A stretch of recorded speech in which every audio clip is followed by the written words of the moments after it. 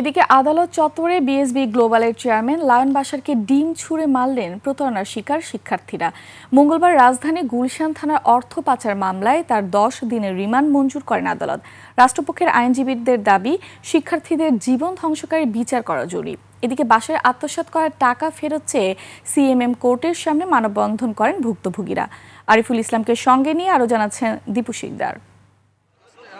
Shea butter ও vitamin E সমৃদ্ধ lily হালাল beauty soap, তারুণ্যময় উজ্জ্বল ত্বকের জন্য।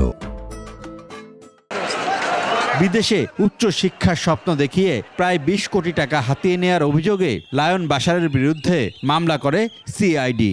বাশার গ্রেফতারের সংবাদে ফুঁসে ওঠে বিএসবি গ্লোবাল নেটওয়ার্কের প্রতারণার শিকার শিক্ষার্থীরা। মঙ্গলবার সকালে কয়েক শতাধিক ভুক্তভোগী শিক্ষার্থী ও তাদের পরিবার এ মানববন্ধন করেন। বিকেলে বাশারকে আদালতে হাজির করা হলে ডিম ছুঁড়ে বিক্ষুব্ধরা। বাশারকে জিজ্ঞাসাবাদের জন্য 10 দিনের রিমান্ড মঞ্জুর করেন আদালত। আদালত বলেছেন, এরা তো শিক্ষার্থীরা, কোমলমতি শিক্ষার্থীরা তো আপনার সন্তান তুল্য।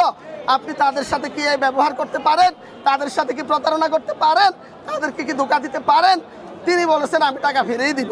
কিন্তু আদালত বলেছে আপনি এই কোমলমতি শিক্ষার্থীদের সাথে যে আচরণ করেছেন সেটার জন্য যদি আপনাকে জেল দেওয়া হয়, আপনার এই মামলাগুলো ফেস করে বের হতে আপনার জীবনের বাকি অংশ শেষ হয়ে যাবে। এর আগে ভুক্তভোগী শিক্ষার্থীদের পরিবারের সদস্যরা সকালে মানববন্ধন করে বাশারের বিচার চেয়ে ক্ষুব্ধ প্রতিক্রিয়া জানান। 23 সেপ্টেম্বর ও একটা ডেট করছিল আমাদেরকে টাকা দেওয়ার জন্য। 64 জেলা থেকে আমরা সবাই প্রেজেন্ট থাকি ওখানে।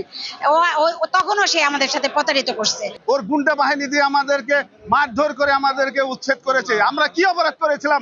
আমরা শুধু আমাদের ন্যায্য পাওনার বিচার চেয়েছিলাম। আমি নিজে কানাডা যাওয়ার জন্য টাকা দিয়েছি, সেখানে 11 লাখের উপর টাকা দিয়েছি, কিন্তু তারা সময় মতো টাকা দেয়নি এবং ওখানে অ্যাপ্লাইও করে নাই। আমাদের ভুয়া কাগজপত্র দিয়েছে।